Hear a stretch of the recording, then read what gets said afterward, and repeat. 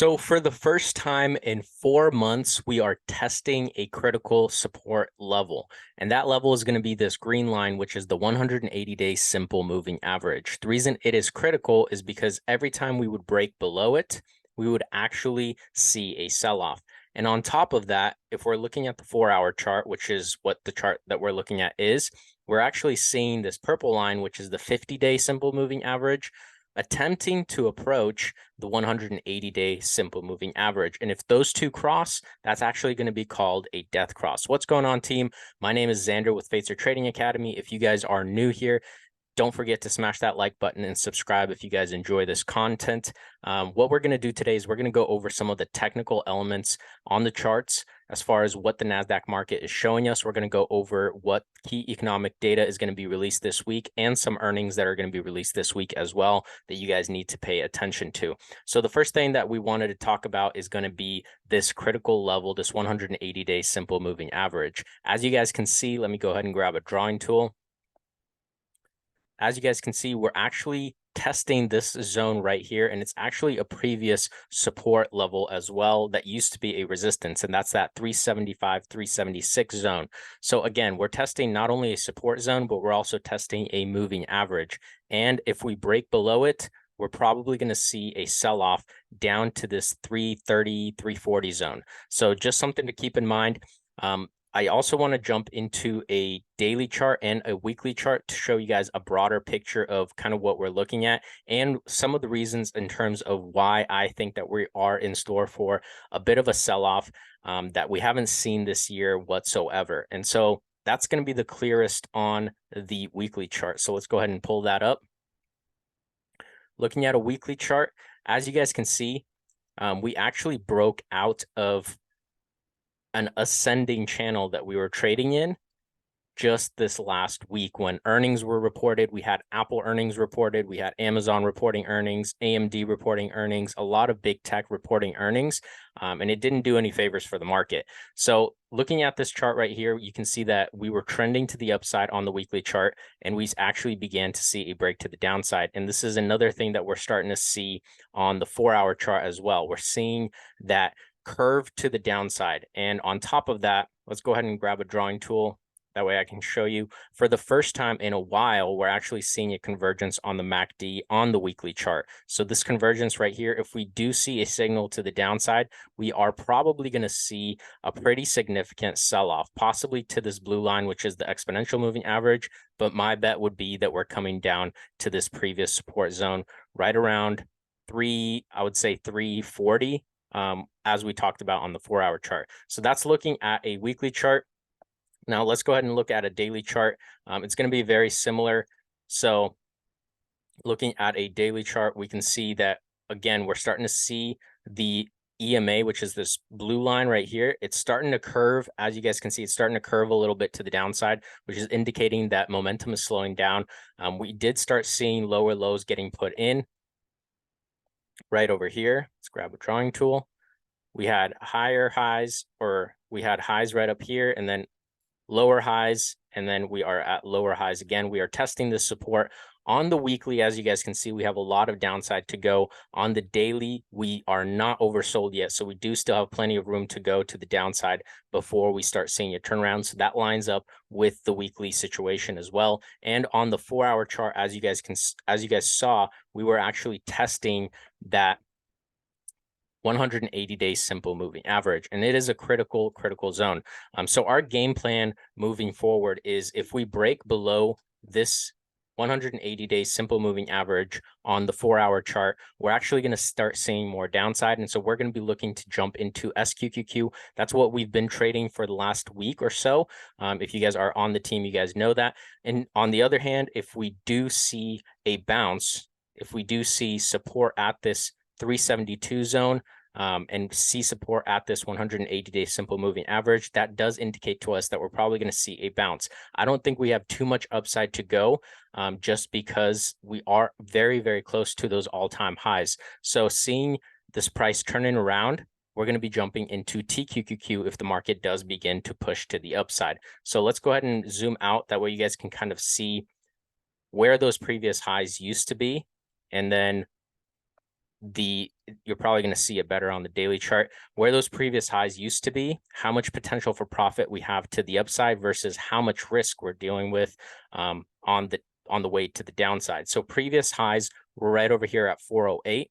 So if we take a measuring tool and check what our potential for profit versus potential for losses, we're actually going to see that from current price points to that 408 zone, which was previous highs, we're looking at about 8% in potential for profit if we do see a bounce at that 180-day simple moving average. Versus the risk, we have 10% risk. So our risk to reward ratio isn't very, I wouldn't say it's very attractive in my opinion, just because it's pretty much 50-50, or it's pretty much the same thing to the upside to the downside.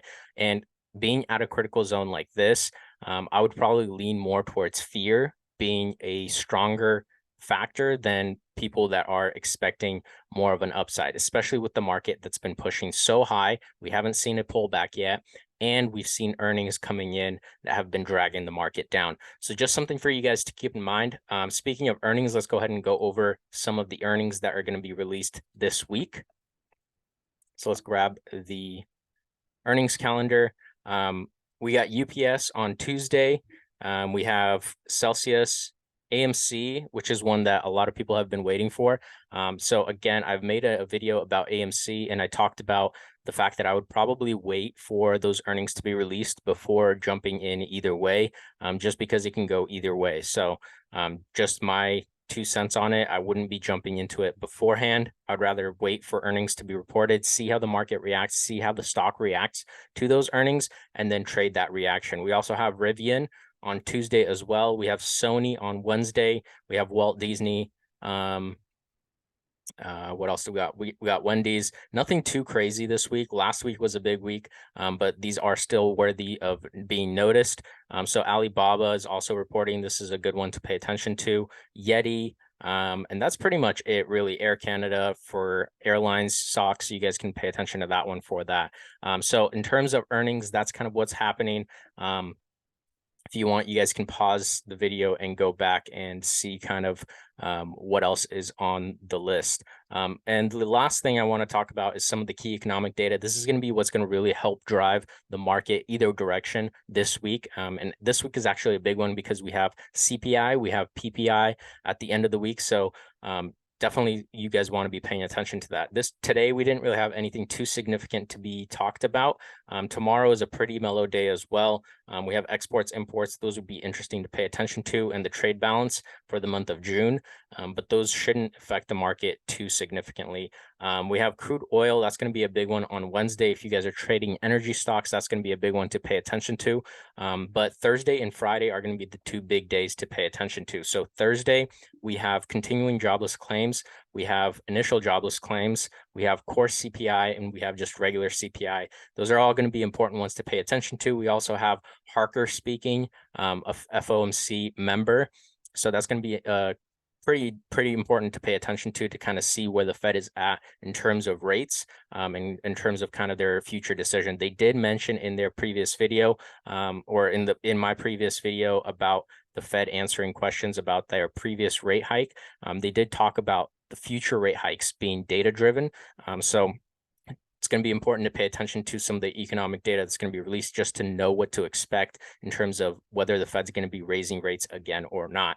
And then Friday, we have core CPI, we have regular PPI, or we have core PPI, we have regular PPI.